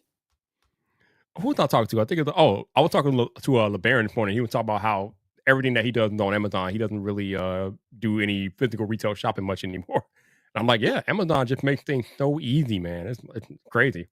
yeah, they really do. And in fact, it's so funny because like not only did I go through my search history, but then it was just like other stuff that I bought. So I bought the one of those phone cases, the PGY Tech, the Mantis Pod, you know, the little vlogging tripod or something. I got it from B&H Photo at like half price at like Black Friday, but it's available on Amazon. So I made a video for it and I put it on Amazon. Like I said, you don't have to buy it from Amazon. It just has to be available on Amazon. So people So forget that too. I mean, but you can't make a video about something that you don't actually have, though, right? Or can you? Have some people done it? Yeah. Is that a bad way to do it? Yeah, because it's supposed to be hands-on. Yeah, Some that makes sense. exception is if you're doing a live stream and it's a carousel type thing, they want 70% of the stuff to be on hand. But there are some jokes of streamers and companies that have Photoshop stuff in and like, it's so bad. They're going to ruin it for everyone. And there's some that like Photoshop stuff in or only use product images and we hate them. We all chat about them. We all report their videos, but Amazon hasn't taken them down. So we'll see how that goes. They said no speculative content. No comment. No speculative content. Okay. That makes sense. That definitely makes sense. Like, why make a video about something that you don't have or haven't Yeah. used? So yeah, that In makes fact, sense. though, there's so much like money to be made on it, though. Like, of course, you get the bad apples in there. So there are actual people who now send out letters to get user-generated content from other people, and they'll just offer you $20 a video to send them a video because they're already enrolled in the program, and because they've recently become a little bit more lax on only the person whose name is on the account should be the person in the video. So now some of these teams have come in and you think, oh, before they had 10 people on staff. No. They're just hiring out all of these. So it would be like 10 of me and you and El Jefe all making videos and sending them to this one company so that they could put it on their Amazon channel. And they're all getting the revenue from that. But the person who made the video gets just the $20 for making it. And they don't know how much money that they're actually giving up. It's crazy. It's crazy. All right. We know it's severe weather. Like, you're a little late. You're like a few hours late, but anyway. Oh man. Help said he made nearly 10K Wow. off of UGC. Amazing. What is UGC? I don't know what that is. User generated content. Oh, wow. Okay. Good Cool. for you, buddy. Damn. Love to That's what's see up, bro. it. Love to see it. Oh, heck yeah. That is what's up. Give us your secrets, man. 514. So you got the new headphones. I haven't, but let me tell you about it. I know. Yeah. Yo, I caught flack on YouTube a few years ago for doing a video about some headphones that were just announced, but people were mad that I didn't have them. I'm like, bro, they were just announced. Leave me alone, yo. Yeah. Who do you think I am, Marquez? I've had this phone Yeah, secretly for a month and I've right. been Yeah, testing. I'm not in the Cool Kid Club. Yeah. Ironically enough, I ended up purchasing them when they were available, though. So I went back and I made the updated video, and there a lot of people had to like eat crow. See, and one thing I would do is if you're in the Amazon influencer program, some people get a little bit pissy about this. I think it's okay if you have different some people take it way too far, but I think you could do like 3 videos on one specific product. So 1 on the unboxing, 2 on your experience and use, and maybe 3 for, some specific feature or something like that. Some people get pissy if you do more than like 2. I don't think I've probably done more than 2 on a specific thing, unless it just happens to be something else in the video that I just happen to tag, and I've randomly seen it shown up on that product. But yeah, I usually will make an unboxing and then one hands-on type of video for a lot of the products that, especially the more expensive ones, because I want to try and double the chances of ever being in the carousel. Okay. So how many of these videos like do you make a day or a week or whatever like that? It depends. There was a while where I was trying to do like a minimum of 5 a day. And but the thing is like I shot it on my phone and like I edited it with a voiceover and the video is 40 seconds. So I can make one technically in 5 minutes if it's just an unboxing. So it was sometimes really, really easy to do it. Or I had one where I was swatching 5 different colors of eyeshadow. They have these glitter eyeshadows in these separate packaging. So I made one video where I actually swatched it all the way down my arm with the 5 different colors. And then I uploaded one for each of the colors, but with the same video. Okay. It's still true. Yeah. I actually recorded the 40-second video with all the different swatches. I put the label for the color that I was demonstrating and then the names of all of the colors.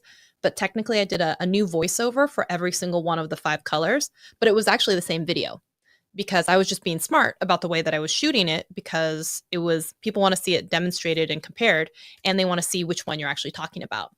So I did the same with the Flavor God, like flavoring salts. I actually recorded the same video, but because there were 4 different flavors in the video, I made 4 different voiceovers for the same video. And I just call that working smarter, not harder. Absolutely. Wait.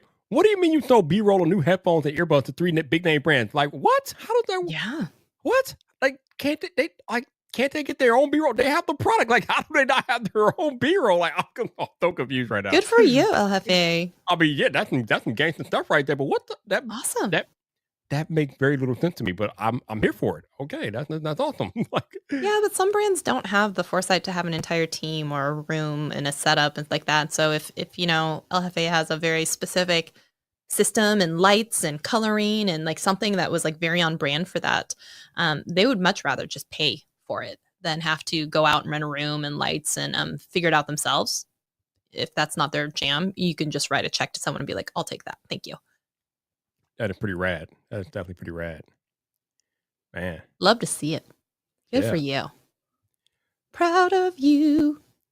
You said they hired a few creators for this. Okay. They wanted to use my likeness as well for the campaign. It was aired in Europe and Asian markets. Wow. And Okay. see, this comes also back to how you work with brands and stuff earlier when I was saying like sometimes there's other things than might just be conversions. There could be, they're buying content from you for advertisements. They might be buying your likeness for a little bit, maybe hopefully time boxed and not like for in perpetuity. We don't like perpetuity around here. So there could just be tons of stuff like that, or like the ability to whitelist your video and use it as a video advertisement for their company. I mean, there's tons of stuff. Definitely. Hey, my tech review. What's up, man? How you doing, sir? Good to see you out here. What's Hello, going on, hand dude? pink, waving. I like how Okay. some of the places have the funny way to the emojis.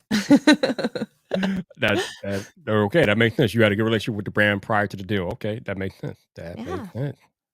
Home repair or home rapid repair. Hello, how are you? What's going on? Appreciate y'all being here. There's some people that I have not seen ever in my live stream that I've seen tonight. So kudos to you. Maybe you all have always been here and just didn't announce yourselves tonight. I don't know, but appreciate y'all hanging out. So thank you. Oh man. But yeah, going back to what I was saying earlier, again, I love the fact that we are having this conversation because we really like should be trying to take care of each other and just like making sure that we don't get cheated from these brands, man, because these brands are ruthless out here. So yeah, appreciate you all, Hefe. Thank you, man. Thank you for dropping in. See you later. Yeah. So anything else on your mind, Shelly? Anything else going on? Nope, that's about it for me. How are you? Are you good? I'm good. I'm good. Just rolling along, taking it one day at a time, I am trying to get more consistent about putting out videos again because I've been slacking for like the last half a year. So trying to get back into it. Yeah, I was telling someone the other day that honestly, it was easier for me to continually put out content on a consistent basis when I was still working like my corporate job because I was just much more meticulous and time boxed and very good about keeping the schedule. And now it's kind of like when you have too much freedom and you're just like, I'll get to it tomorrow, said 6 years ago. Yeah. Yeah. So I feel you on that. Yeah. This week I've been good. I put for the first time in a while, I put out 3 videos this week. So Wow. that's pretty cool. I put out 2 long and 1 short, so that's cool. So That's you awesome. gotta keep doing it. Gotta keep it up so I can finally grow the channel, which has been in there for a year. So yeah. Okay, so first of all, I'm not going to let you have too much of a pity party on this because. Okay, so I don't know if you saw it, but at first it's going to sound like a brag, then I'm going to wheel it back and then be like, here's why it's not. So I hit 40,000 this Monday on my channel. Okay. Or something like that. And I think on my tweet, when I like put it out there, I said, oh my God, it feels like January 31st, 2022 all over again. And people are like, what the heck does that mean? And sorry, I forget. And that was the first time that I hit 40,000. So it took me from January 31st, 2022 and then losing several thousand subscribers to, let's just say it was March 25th. I don't know, whatever the date was, March 25th, 2023, to get back to that same number. Okay. So on top of that, if you go back a little farther, there was a period of 18 months where every time I published a video, I lost like 300 subscribers. So there was an entire period of time where I went from a specific number and I went down like several thousand and then tried to crawl back up for the next 18 months. So you take that along with this last, what was it, 14 months? Okay. I've had almost half of my time on YouTube only ever crawling out of a hole, getting back to some sort of milestone that I have achieved 1 to 2 years prior. I want you to think about that for a second. That is, you have been on a hell of a journey. You've been on like the hero journey. Woo! It Crazy. has been bad, man. But It's been really that bad. just shows your perseverance. You know, you stuck with it, and now you're back over the 40,000 mark. So kudos to you. Sorry, but the thing that was gonna set it all off is like, talk about irony. The thing that got me over 40,000, because I was on my like 1 or 2, subscribers a day thing. So I was gonna be like, okay, maybe like July 4th of this year, I'll hit my 40 again. I did a stupid dancing video to Meghan Trainor's "I Am Your Mother" because it was part of the YouTube Shorts roundtable where they asked us to participate in this trend. They said, please do a lip sync and then please do this thing with the choreography. We want to see these videos. So I did it. And that stupid dancing video has now, I think, almost 100,000 views. It's my highest performing short ever. And that is the video that got me over 40K. I'm like, are you kidding me? Like me dancing in my backyard, no makeup, like hair a mess, almost 100,000 views on that stupid video. I'm like, you've got to be kidding me. Gotta love it. Got to love it. Like, you just let that be a lesson. You just never know which video is going to be the one that takes off for you. Never know. You never All right. know. What's up, man? How you doing, sir? Good to see you. Appreciate you dropping in, man. Thank you. Other than that, I think we can land the plane here. I appreciate y'all hopping in for the chat. So thank you for that. Thank you to Shelly for making time for me tonight. Always a pleasure talking to you. Same. Hey, again, I'm a type of person that I don't like to be boring. So if you're listening to me on the podcast, I try to bring in the energy so you're not bored listening to me. Some of the stuff that we talk about might not be the most exciting, sexy thing, but my goal on the podcast is to try to make you guys the best possible creators out there, and that's what we be having conversations about. And we definitely got to get Shelly on the podcast. So she's long overdue. So we'll get her on the podcast. You said you were gonna. I've had no invitation. Oh, don't worry. Coming. Don't you worry. But other than that, you all take care. Have a good evening, and I will see you all next week. Take care. Peace.